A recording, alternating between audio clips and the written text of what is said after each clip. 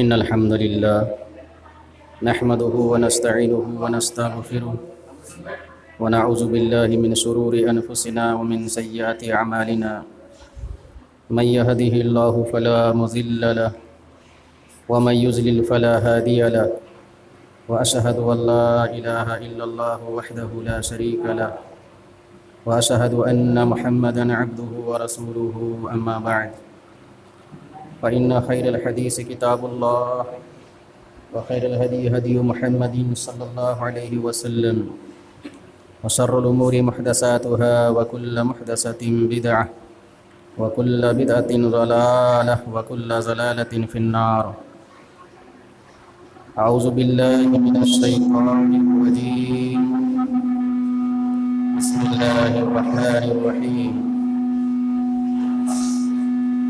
يا أيها الذين آمنوا اتقوا الله حق تقاته ولا تموتن إلا وأنتم مسلمون. يا أيها الناس اتقوا ربكم الذي خلقكم من نفس واحدة وخلق منها زوجها وبث منهما رجالا كثيرا ونساء واتقوا الله الذي تساءلون به والأرحام إن الله كان عليكم رقيبا. يا أيها الذين آمنوا اتقوا الله وقولوا قولا سديدا يصلح لكم أعمالكم ويغفر لكم ذنوبكم ومن يطع الله ورسوله فقد فاز فوزا عظيما. بسم الله الرحمن الرحيم. قد أفلح من تزكى رب اشرح لي صدري ويسر لي أمري واحلل عقدة من لساني يفقهوا قولي. ربي زدني علما ربي زدنی علما ربی زدنی علما. تمام قسم کی تعریفات وحدہ لا شریک خالقی کائنات مالک ارض و سما کے لیے ہیں، اور لاکھوں کروڑوں درود و سلام ہوں اس ہستی اقدس و مقدس پر جن کا نام نامی اسم گرامی محمد اکرم صلی اللہ علیہ وسلم ہے. وہ ذاتی مقدسہ مبارکہ مطہرہ کہ رب العزت نے جنہیں رحمت کائنات بنا کر بھیجا اور جن کے ذریعے اہل کائنات کی ہدایت اور ان کی رہبری کا بندوبست فرمایا. محمد الرسول اللہ صلی اللہ علیہ وسلم اس دنیا میں اللہ کے آخری نبی آخری رسول بنا کر مبعوث کیے گئے، جنہوں نے دنیائی انسانیت کے سامنے ایک مکمل نظام زندگی اور ایک مکمل نظام حیات پیش کیا ہے. قرآن نے اسے اسلام سے تعبیر کیا ہے، ان الدین عند اللہ الاسلام، کہ اللہ تعالیٰ کے نزدیک دین صرف اسلام ہے، اور اسلام کے علاوہ جو بھی دین اور مذہب اس دنیا میں پایا جاتا ہے اللہ رب العالمین کی نظر میں اسے کوئی حیثیت اور درجہ حاصل نہیں ہے. محمد الرسول اللہ صلی اللہ علیہ وسلم کے نبی بننے کے بعد اب تمام انسانوں کے لیے ضروری ہے کہ ان کی لائی ہوئی شریعت کے مطابق زندگی گزارے، ان کے بتائے ہوئے طریقے کے مطابق اپنے آپ کو ڈھالے. جو شخص ایسا کرے گا ان کے لیے کامیابی ہے، کامرانی ہے، دنیا میں بھی اور آخرت میں بھی. اور جو شخص صحیح سے ہٹ کر زندگی گزارے گا ان کے لیے ناکامی ہے، نامرادی ہے، ہلاکت و بربادی ہے، دنیا میں بھی اور آخرت میں بھی. قرآن کریم سے جو آیت پڑھی گئی ہے انشاءاللہ تعالی اسی کی ضمن میں گفتگو ہوگی. آپ کو معلوم ہونا چاہیے کہ یہ مہینہ رمضان المبارک کا مہینہ چل رہا ہے، بڑا بابرکت مہینہ ہے، نیکیوں کے کمانے کا یہ موسم بہار ہے. بڑے ہی خوش نصیب ہیں وہ لوگ جنہوں نے اس مہینے کو پایا، پھر اس میں اللہ رب العالمین کی انہوں نے عبادتیں کیں اور اللہ کو راضی کر لیا. اپنے گناہوں کی معافی کروا لی، مغفرت کروا لی۔ بڑے خوش نصیب ہیں وہ لوگ، اور بڑے ہی بد نصیب ہیں وہ لوگ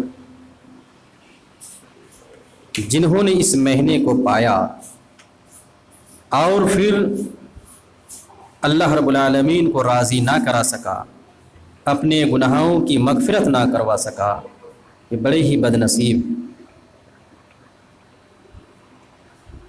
رمضان المبارک کا یہ مہینہ، آج رمضان کی 13ویں تاریخ چل رہی ہے۔ جیسا کہ بتایا جا چکا ہے کہ رمضان کا روزہ ہر مسلمان کے اوپر، عاقل ہوں، بالغ ہوں، چاہے وہ مرد ہوں یا عورت ہوں، ان کے اوپر فرض ہے، واجب ہے، ضروری ہے، ہر حال میں ان کو رکھنا ہے۔ اس کے تعلق سے باتیں آ چکی ہیں۔ یہ رمضان المبارک کا مہینہ اتنا برکت والا مہینہ ہے کہ اس میں اگر آپ نفل عبادت کرتے ہیں تو فرض کا ثواب ملتا ہے۔ یہ صحیح ابن خزیمہ کی حدیث ہے کہ اگر نفل عبادت کرتے ہیں تو فرض کا ثواب ملتا ہے، اور فرض کی ادائیگی کرتے ہیں تو 70 فرضوں کا ثواب ملتا ہے۔ یہ اس مہینہ کی برکت ہے، یہ اس مہینہ کی فضیلت ہے۔ اللہ رب العالمین نے جن کو توفیق دی ہے وہ اس مہینہ کی خیر و برکت کو سمجھ رہے ہیں اور دل جمعی کے ساتھ اللہ رب العالمین کی عبادت میں لگے ہوئے ہیں، اور جو لوگ توفیق الہی سے محروم ہیں ان کی نظر میں اس مہینے کی کوئی قدر نہیں، وہ عام دنوں کی طرح اس مہینے کو بھی گزار رہے ہیں۔ کوئی شرابی ہے تو شراب پی رہا ہے، کوئی جواری ہے تو جوا کھیل رہا ہے، کوئی اور گناہ کا کام کسی اور مہینے میں کر رہا تھا، دھڑے سے اس مہینے بھی وہ انجام دے رہا ہے، کر رہا ہے۔ بڑے ہی بد نصیب ہیں ایسے لوگ۔ توبہ کرنی چاہیے، استغفار کرنا چاہیے، اللہ رب العالمین کے دربار میں آنا چاہیے، رونا چاہیے، گڑ گڑانا چاہیے، پچھلے گناہوں کی معافی مانگنی چاہیے۔ اللہ رب العالمین معاف کرنے والا ہے، پھر اللہ رب العالمین کے سامنے جھک جانا چاہیے۔ اسی میں خیر ہے، اسی میں بھلائی ہے، اور اللہ کے سامنے اکڑنے میں دنیا بھی برباد ہے اور آخرت بھی برباد ہے۔ اللہ کی عبادت سے روگردانی کرنے میں دنیا بھی برباد ہے اور آخرت بھی برباد ہے۔ دنیا چند دنوں کے لیے ہے، دنیا کی چمک دمک، یہاں کی رونق یہ چند دنوں کے لیے، یہاں کی کامیابی کوئی کامیابی نہیں ہے، اس چند دنوں کے لیے، چند سیکنڈ کے لیے۔ بہرحال انشاءاللہ تعالی آج کے خطبے میں صدقۃ الفطر کے تعلق سے وضاحت کرنے کی کوشش کی جائے گی۔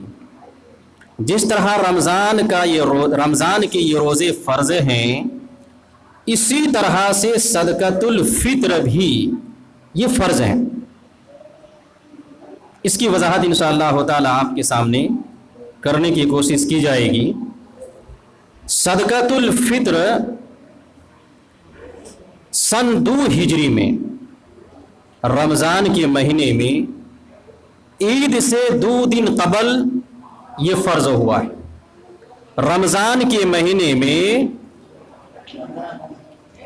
عید سے 2 دن قبل صدقۃ الفطر یہ فرض ہوا، اور رمضان کے روزے بھی اسی میں فرض ہوئے، اور بعض نے شعبان کا مہینہ بھی کہا ہے۔ بہرحال قرآن کریم کی جو آیت میں نے پڑھی ہے، قد افلح من تزکا، اس کا ترجمہ آپ سنیے۔ کامیاب ہو گیا وہ شخص جس نے زکوٰۃ الفطر کو ادا کیا، وہ آدمی کامیاب ہو گیا۔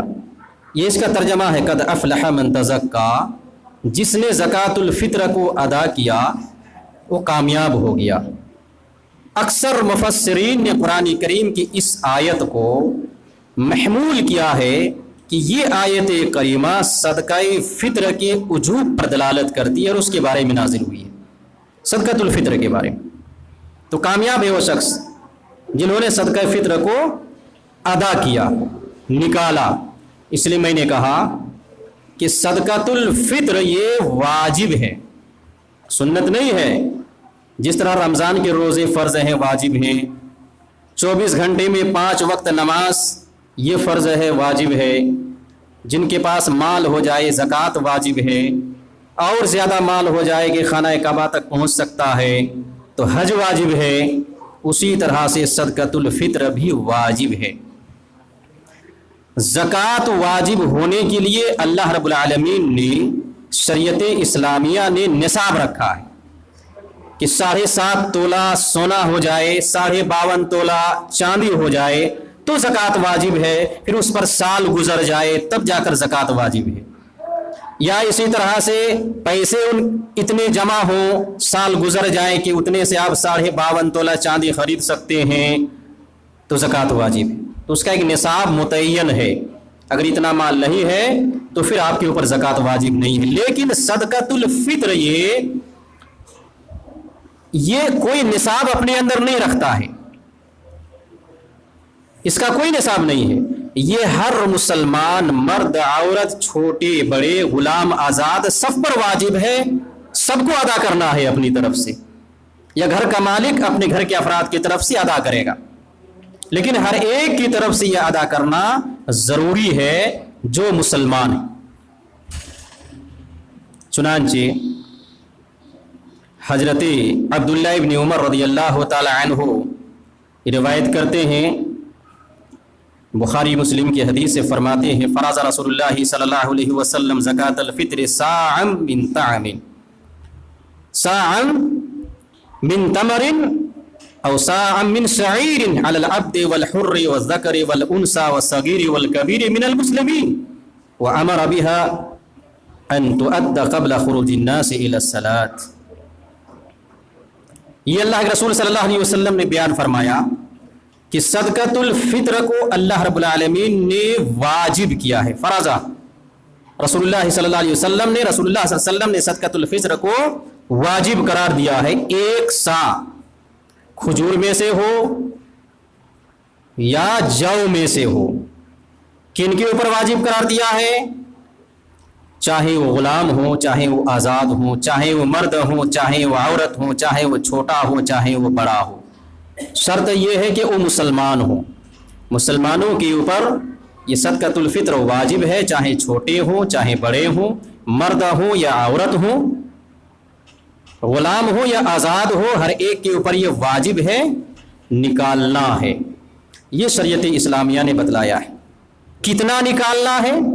1 سا، 1 سا کی قید لگائی گئی ہے۔ یہ صدقۃ الفطر واجب ہے نکالنا، لیکن صدقۃ الفطر کو کب نکالنا ہے یہ بھی جاننا ضروری ہے۔ کیا رمضان کا مہینہ شروع ہوتے ہی آپ اس کو نکال دیں، تقسیم کرنے لگیں، یا ان کے لیے اللہ کے رسول صلی اللہ علیہ وسلم نے کچھ ہدایتیں دی ہیں، کچھ گائیڈ لائن ہیں، نکالنے کا وقت کیا بتلایا ہے؟ چنانچہ علماء کرام نے لکھا ہے کہ صدقۃ الفطر رمضان کا جو آخری دن ہوتا ہے، سورج غروب ہوتا ہے اور شوال کا چاند نظر آتا ہے، یہ رمضان کے ختم ہونے اور شوال کی پہلی تاریخ ہوتی ہے۔ اب یہ صدقۃ الفطر کیا ہے؟ واجب ہوتا ہے۔ اب واجب ہوتا ہے، چاند نکل آیا، رمضان ختم ہوا، سورج غروب ہو چکا، اب واجب ہوا۔ علماء کرام کا یہ کہنا ہے کہ اب یہ کیا ہے؟ صدقۃ الفطر یہ واجب ہوتا ہے۔ اس وقت کیا ہے؟ آپ ان کو نکالیں گے، نکال سکتے ہیں۔ یہ امام احمد بن حنبل، امام مالک، امام شافعی، امام ثوری وغیرہ ائمہ کرام کا قول ہے، ان کا کہنا ہے۔ ایک دوسرا قول اس کے تعلق سے یہ بھی ہے کہ صدقۃ الفطر شوال کی پہلی تاریخ طلوع فجر کے بعد، فجر کا وقت جب ہو جاتا ہے اس کے بعد یہ واجب ہو